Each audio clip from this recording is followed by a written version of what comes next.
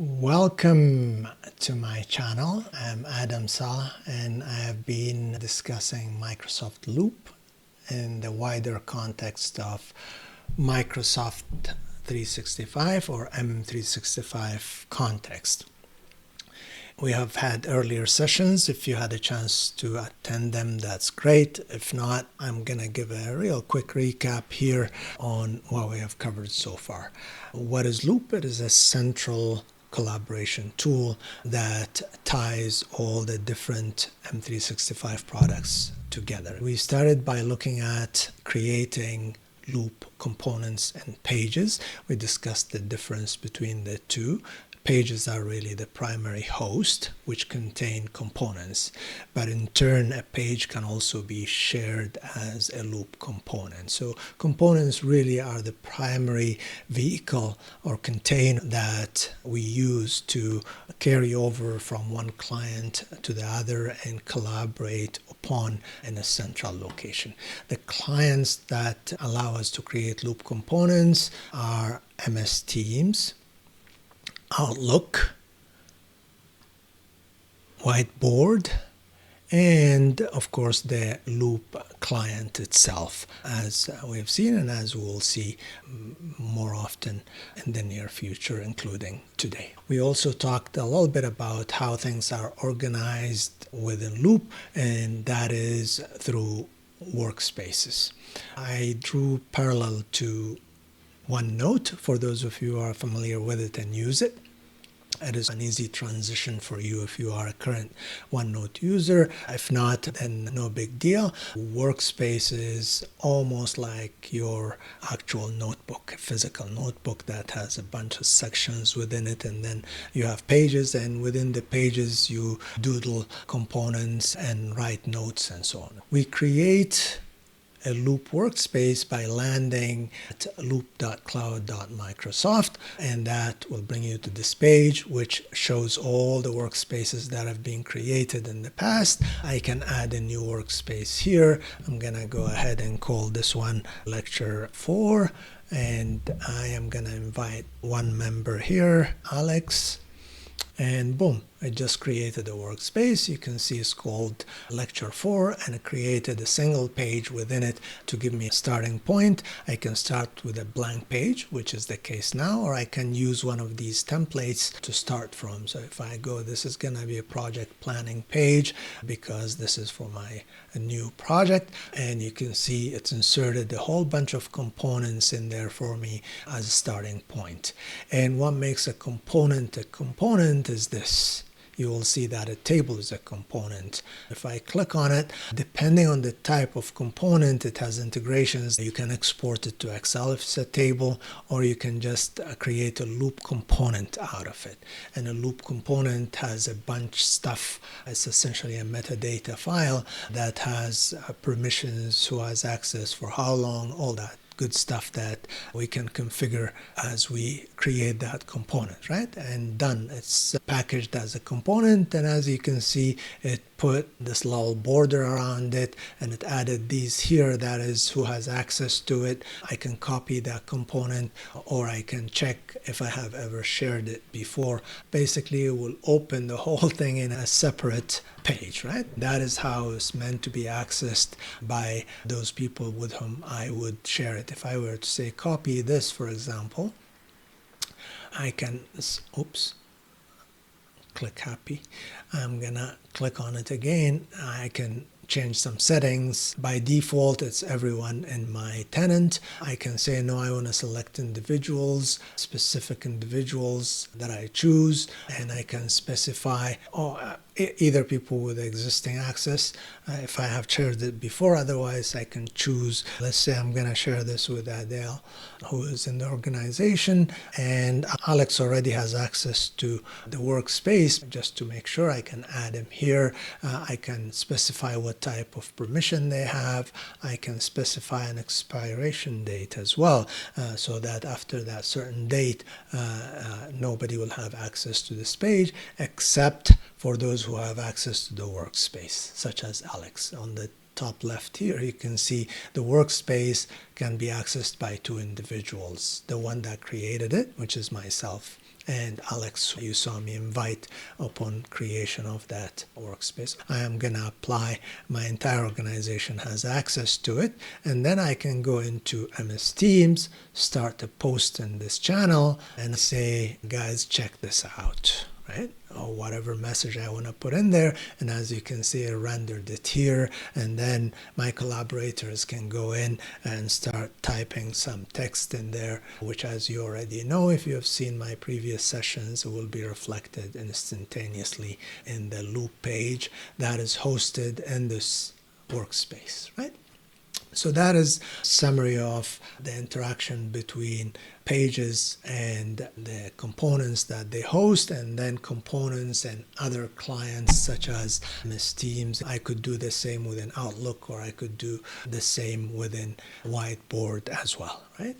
The Loop client, or through the chatbot, which is the Copilot, right? If you start in Copilot and you go edit in pages, that will create the page and store it within Loop.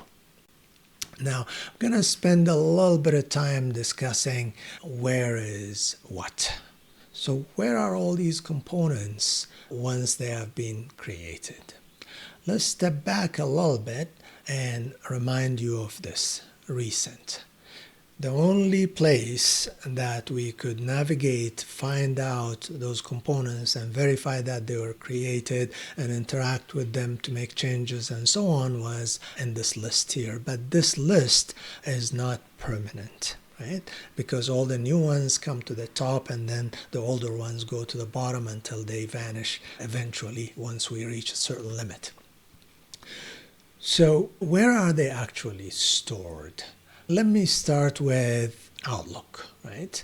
In earlier sessions, but in case you haven't attended them, I am going to open Outlook here and quickly add a new component. The way we do that is new email.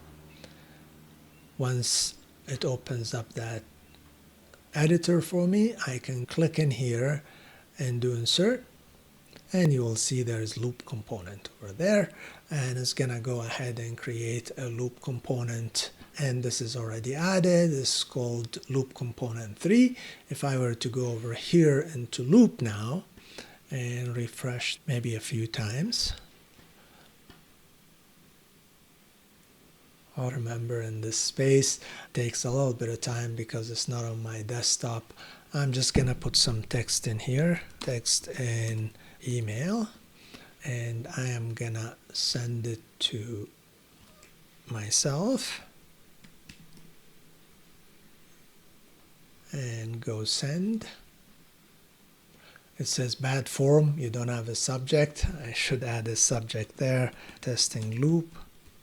Lecture 4, and I'm gonna send. I would expect to see it in the sent items, of course, and then I should expect an email coming through in a little bit, and there you go. There is my email message, and it has come through, right? So if I were to go back here now, I would expect it to show up when I refresh this once more, and you can see loop component 3 showed up in loop, and this was text and email that I typed in there. All right, so this is a loop component, started its life in an email message. Where does that component live? I said it's in a central location, and I call that central location SPE or SharePoint Embedded, but we don't really interact with that side of the story. That is what Loop client enables us to do. So we interact with the content of that SPE through the Loop client. The Loop client can be in the browser, as you see here, or it could be a desktop version that you install at some point. The UI is pretty much identical, minus this here. You don't see the URL in the browser Chrome. You will see just a box around the navigation and the content area. Where is the component that we created in Outlook, and it shows embedded in there? That is a unique file that has the .loop extension, and it's essentially the metadata. it is the definition of that component, including the permissions that you saw me play around with. And there's a whole bunch of stuff that's within that .loop file. And that .loop file is a tangible entity that's stored in a location that depends on the client within which you created it. In this case, we are looking at email attachment, so it goes into the attachments folder within the creator's OneDrive. So the .loop file then goes in here. So you can see this breadcrumbs here that I am showing is when I open the file from the recent files and clicking on it shows you the full path, right? And this one is not in any workspace because I did not create it in a workspace. So this is sort of workspace-less component. The component file itself is stored within OneDrive. So that is the whereabouts. If you create a dedicated workspace for all your email collaborations, maybe you insert it in there. For the purpose of this conversation, I'm just going to go ahead and say, hey, add it to the workspace for this particular lecture, which is called Lecture 4. What is going to happen now is I'm going to go to Lecture 4 right now, and you can see it added it to my workspace. But it did not add the actual file. What it did is it created a link to it. How do I know it's a link? By looking at this little icon here, you can see the link represented by this little icon there. So if I were to look at this, still says, oh, this is still in my OneDrive under attachments folder, but this particular link here lives in my workspace. So that is the distinction. If I were to click on this, what is going to happen is it's going to open the component. Now you notice that the icon here has changed from that plus sign designated icon to allow me to add to workspace. It says, hey, this is connected to a workspace called Lecture 4, right?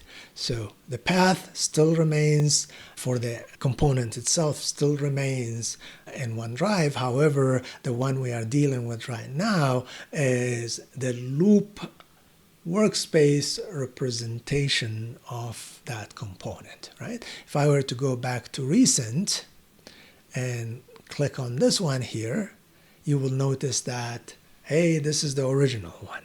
It is not affiliated with a workspace. It's still in OneDrive, and that is the permanent location for that component. Obviously, version control is very important, and you should avoid duplicating content unless you know what you're doing and that's your intention, right?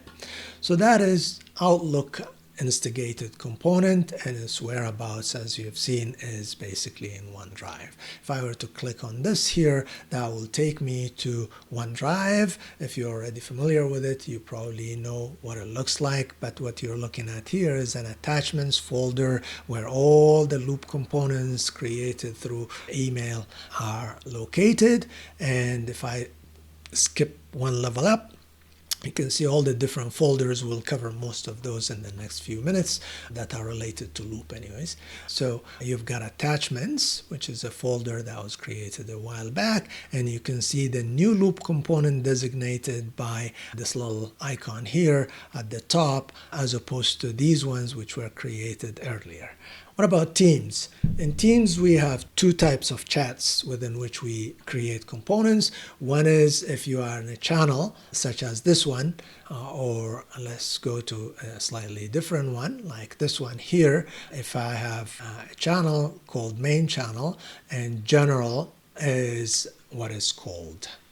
Every team has one channel at least, right? You could have more channels underneath it, but there's a single channel called general that's created when you create that team. And you can go to that channel by simply clicking on it, and then you have these tabs. This is where we create the loop components. So if I were to add a new post, you will see that loop icon. If I were to click on it, you can see here, because I don't have permissions to add components to this particular channel, it tells me so. I'm going to go back to the channel I created specifically for this. and I know it works. I'm going to go back here, delete an earlier post I started. I'm going to go create a new post, start a post, insert a component, and you can see here it added a component created in general channel of Teams team, right? And there you go. This is what is called, and here it says, hey, this is the permissioning, by the way, is going to be shared with people. The default behavior here is people with existing access, because the channel itself has access control, and this component is inheriting that level of access. And in here I can insert a table, I can insert bulleted list, etc., as you're familiar with by now if you have followed my sessions or from your experience elsewhere. Now if I go back here, I would expect loop paragraph created in MS Teams, right? And that is where it ended up. Now, where is this file going? You saw the ones from emails go into the attachments folder under OneDrive. In this case, it goes into General Public Lectures SharePoint. As you well know, if you're familiar with MS Teams, every channel has a SharePoint site created when you provision the channel, or your administrators did that for you. What you see here, these are the folders within the general folder under documents, which is the document library associated with the SharePoint site for that particular channel. And you can open it in SharePoint by simply going in here and saying open in SharePoint, right? And at the top there, you see the full path for that site collection. Here we have public lectures, that's the name of the channel, and the site under sites, and that is my tenant over here. So that is how the loop components, which are created in a chat or a post within a channel, are stored. If I go into general, you will see all the different loop components that I have been creating throughout my demonstration. So that is the full path here, as you can see in the breadcrumbs as well. That particular .loop component is stored in there, and as you can see also it says add to workspace, because this does not belong to any particular workspace, but instead it lives within the originating location, which is the general folder in the particular channel's SharePoint site, right? So that is what is created in a team chat or a team post within a channel, right? Now, what about the second one? The second one is if I were to go and start a chat, and instead of starting from Teams, I go straight to chat and start chatting with one or more individuals. In this case, recent individuals I talked to, let's say Terry, and I will have the option to share a loop component with them as well, right? So if I go in here and do this, and I say this is in AM with Terry, and I'm gonna go ahead and send it. If I were to go back to loop, or I can just click on this one here, it will take me straight to loop, but it will open yet another tab, and I don't need that. I'll just go to loop over here and double check. It says loop paragraph created in MS Teams. This is in a DM with Terry, and as you can see, it's already added. But look at this. So in Teams, you have two different locations for the loop components, depending on where you started it or where you created it. If it's in a DM chat, it goes into your OneDrive, but in a different folder than the one for emails, which was attachments. Here it's called Microsoft Teams chat files.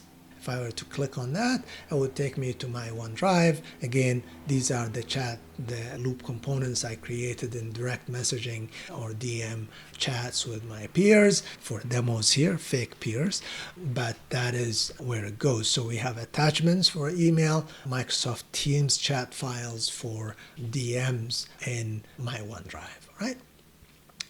So that's Teams. So we covered Teams, created loop components, and email message created loop components.